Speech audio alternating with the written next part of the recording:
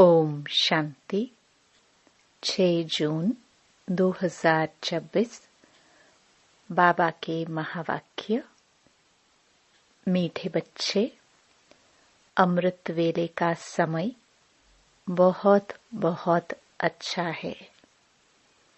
इसलिए सवेरे सवेरे उठकर एकांत में बैठ बाबा से मीठी मीठी बातें करो।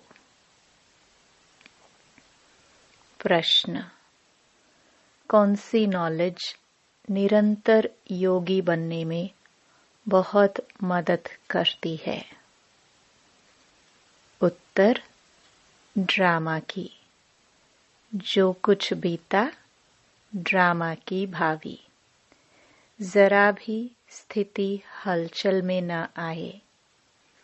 भल कैसी भी परिस्थिति हो, अर्थक्वेक आ जाए, धंधे में घाटा पड़ जाए, लेकिन जरा भी संशय पैदा ना हो, इसको कहते हैं महावीर। अगर ड्रामा की यथार्थ नॉलेज नहीं तो आंसू बहाते रहेंगे। निरंतर योगी बनने में ड्रामा की नॉलेज बहुत मदद करती है। गीत। ओम नमो शिवाय। ओम शांति। बच्चे अब अच्छी रीति समझते हैं, पतित दुनिया का अब अंत हो रहा है, पावन दुनिया की आदि हो रही है। यह सिर्फ तुम बच्चे ही जानते हो, और बच्चों को ही यह डायरेक्शन व श्रीमत मिलती है। कौन देते हैं? ऊंच ते ऊंच भगवान समझाते रहते हैं कि पतित से पावन बनना है। यह नॉलेज तुम्हारे लिए है, और तो सब पतित हैं। यह पतित दुनिया विनाश जरूर होनी है। पतित कहाँ जाता है? विकारी को। बाप समझाते हैं कि तुम जन्म जन्मांतर एक दो को दुख देते आए हो, इसलिए तुम आदि मध्य अंत दुख पाते हो। एक दो को पतित बनाते हो, पुकारते भी हैं कि हम पतित हैं, परंतु बुद्धि में पूरा बैठता नहीं है। कहते भी हैं पतित पावन आओ, परंतु फिर भी पतित पना छोड़ते नहीं है। अभी तुम समझते हो, सारी बात है पावन बनने की। यह समझाने वाला भी तो कोई चाहिए। समझाने वाला है ही एक। बाकी यह जो गुरु लोग हैं, ये किसको पावन बना नहीं सकते। पावन भी सिर्फ एक जन्म के लिए नहीं, जन्म जन्मांतर के लिए बनना है। तुम्हारे में भी जो ज्ञानवान हैं, वे तीखे होते हैं। ड्रामानुसार वह नोंद है। तुम्हारे में भी महावीर पना चाहिए। वह आएगा बाप की याद में रहने से। बाप बहुत अच्छी रीति बैठ समझाते हैं। जैसे बाबा कहते हैं कि सवेरे उठकर याद करो। वह समय बहुत सुंदर है याद करने का, जिसको प्रभात कहा जाता है। भक्ति मार्ग में भी कहते हैं राम सिमर प्रभात मोरे मन। बाप भी कहते हैं सवेरे उठ बाप को याद करो तो बड़ा मजा आएगा। बाप की याद में बैठ यही ख्याल करना चाहिए कि कैसे किसको समझाए। अमृत वेले का वायुमंडल बड़ा शुद्ध रहता है। दिन में तो गोरख धंधा रहता है, रात को 12 बजे तक तो विकारी वायुमंडल रहता है। साधु संत भक्त आदि सब भक्ति भी प्रभात को करते हैं। यूं तो याद दिन में भी कर सकते हैं। धंधे में भल रहे बुद्धि का योग जिस देवता का पुजारी होगा उनके पास होगा, परंतु ऐसा किसका रहता नहीं है। भक्ति मार्ग में सिर्फ दर्शन के लिए मेहनत करते हैं, मिलता कुछ भी नहीं। उनको भी भक्ति करते करते तमो प्रधान बनना ही है। भक्ति मार्ग में भी शिव पर बलि चढ़ते हैं, जिसको काशी कलवट कहते हैं। शिव को याद करते करते कुएं में कूद पड़ते हैं, शिव के ऊपर बलि चढ़ते हैं।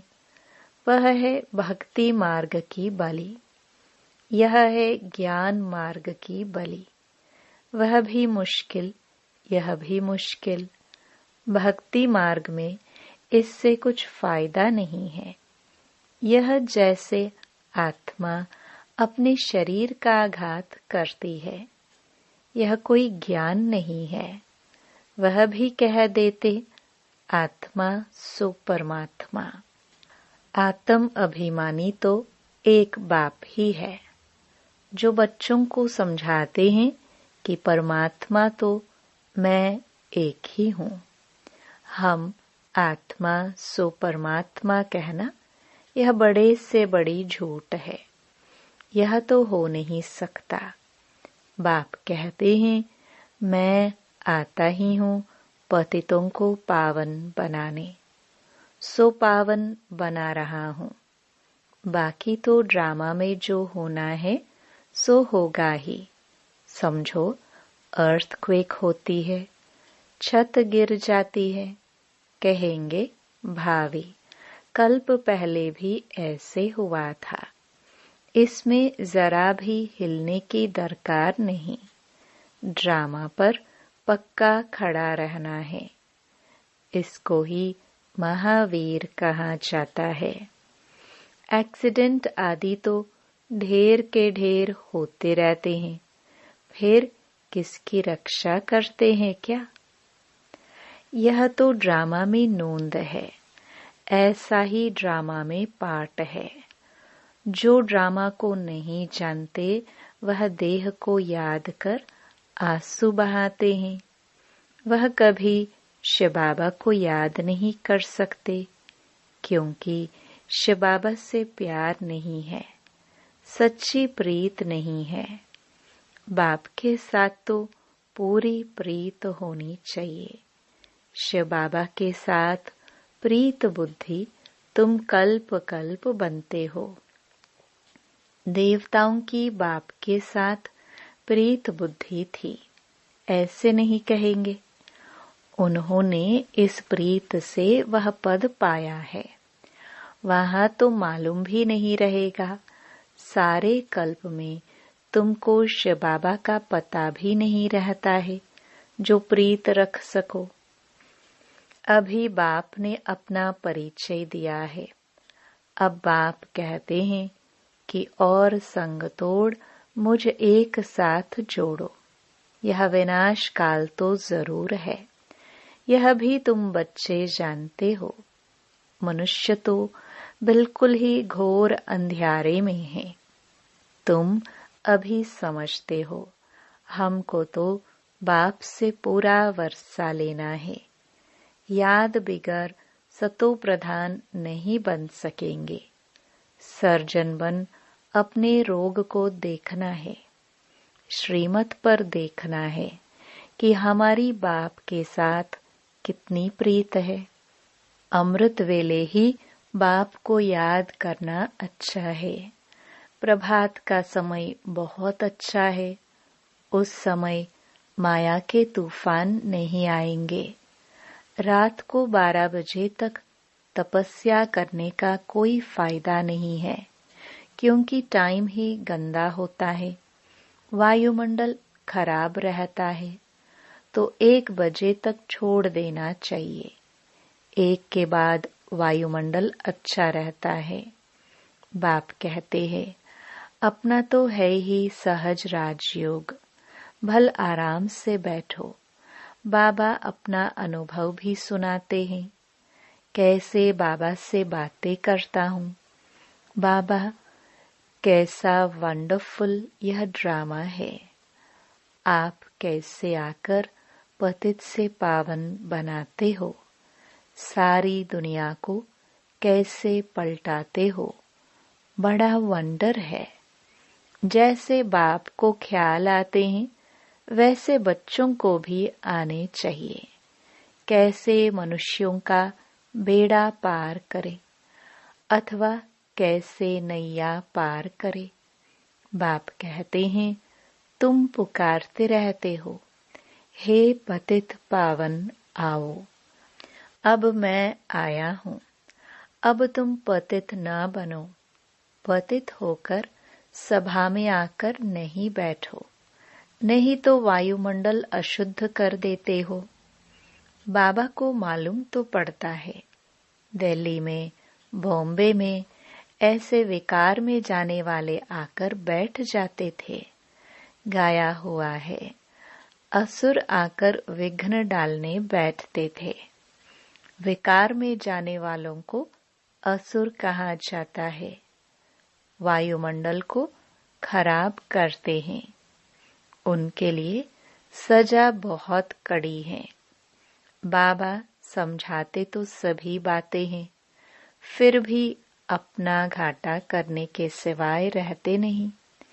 झूठ भी बोलते हैं, नहीं तो फौरन लिख देना चाहिए, बाबा हमसे यह भूल हुई, क्षमा करना।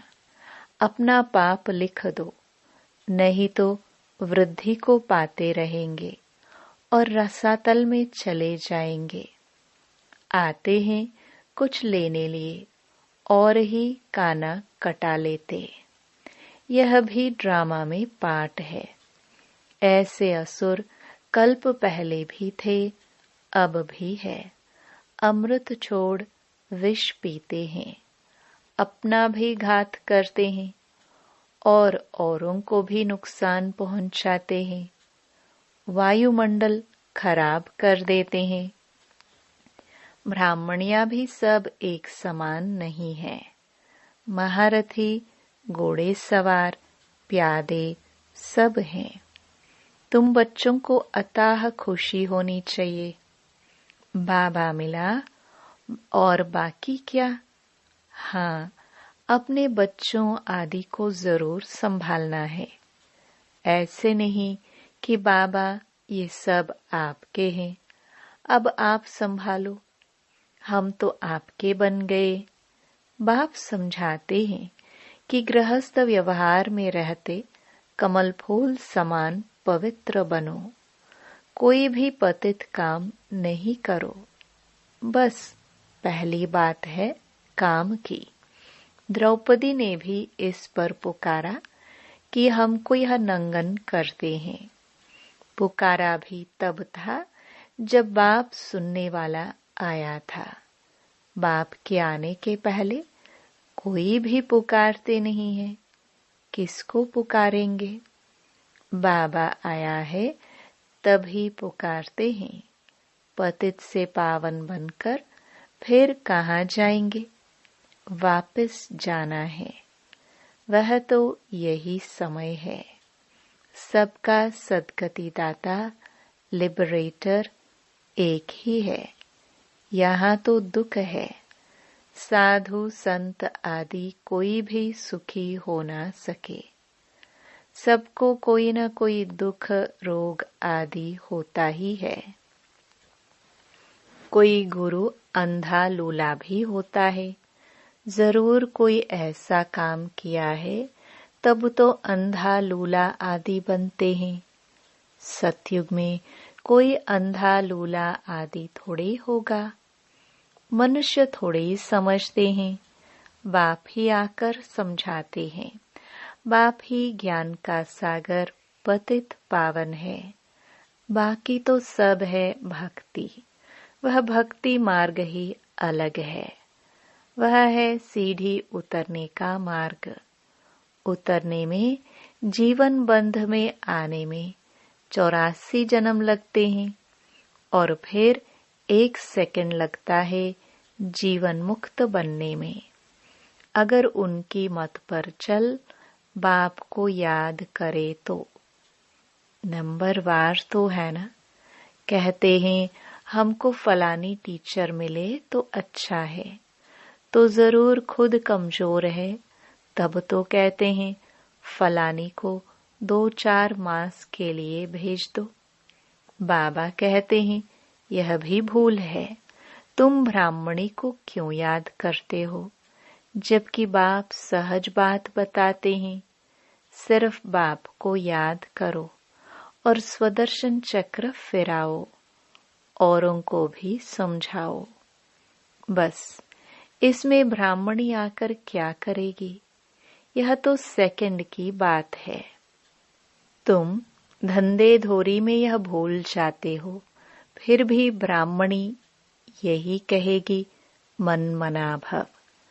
कई बुद्धू लोग समझते नहीं है, सिर्फ कहते हैं ब्राह्मणी अच्छी चाहिए। ज्ञान तो तुमको मिला है ना। बाप और वर्षे को याद करो, देहाभिमान को छोड़ो। यह हमारा सेंटर है, यह इनका सेंटर है, यह जिज्ञासु यहाँ क्यों जाते हैं, ये सब देह अभिमान है। सब शिव बाबा के सेंटर्स है, हमारा थोड़ी सेंटर है। तुमको यह क्यों होता है कि फलाना हमारे सेंटर पर क्यों नहीं आता। कहाँ भी जाए बाबा हमेशा कहते हैं कोई से भी मांगो नहीं। यह समझ सकते हैं कि बीज नहीं बोएंगे तो मिलेगा क्या। भक्ति मार्ग में भी दान पुण्य किया जाता है। तुम सब भक्ति मार्ग में ईश्वर अर्थ इनडायरेक्ट करते थे, फिर सन्यासियों को भी बहुत देते हैं। नहीं तो दान गरीबों को दिया जाता है, न कि साहूकारों को। इसमें अनाज का दान सबसे अच्छा होता है। सो भी बाप समझाते हैं दान करने से दूसरे जन्म में उसका फल मिल जाता है। ईश्वर ही सबको फल देते हैं। साधु संत आदि कोई रिटर्न नहीं दे सकते हैं। देने वाला एक ही बाप है, किसके भी थ्रू देवे। बाप समझाते हैं कि तुम ईश्वर अर्थ देते थे, तो भी दूसरे जन्म में तुमको एवजा दिलाते थे। अभी तो मैं डायरेक्ट आया हूँ, अभी तुमको 21 जन्म के लिए रिटर्न मिलेगा। फिर तो मौत सामने खड़ा है। भक्ति मार्ग में तुमको ऐसे नहीं कहते थे कि मौत सामने खड़ा है, इसलिए अपना सफल करो। नहीं, तो अब बाप समझाते हैं जिसको भी चाहिए यह रूहानी हॉस्पिटल खोल दो। कोई कहते हैं मकान बनाए, उसमें यह हॉस्पिटल खोले। बाप कहते हैं आज मकान बनाओ और कल मर जाओ तो ये सब खत्म हो जाएगा। शरीर पर भरोसा नहीं है। जो है उसमें ही तब तक एक कमरा रख दो जिसमें रूहानी हॉस्पिटल, रूहानी कॉलेज बनाओ। बहुतों का कल्याण करेंगे तो बहुत ऊंच पद पाएंगे। अच्छा, मीठे मीठे सिखिलदे बच्चों प्रति माता पिता बाप दादा का याद प्यार और गुड मॉर्निंग। रूहानी बाप की रूहानी बच्चों को नमस्ते। धारणा के लिए मुख्य सार। पहला, श्रीमत पर अपने आप को देखना है कि इस विनाश काल में मेरी एक बाप से सच्ची प्रीत है और सब संग तोड़ एक संग जोड़ी है। कभी कोई विकर्म करके असुर तो नहीं बनते।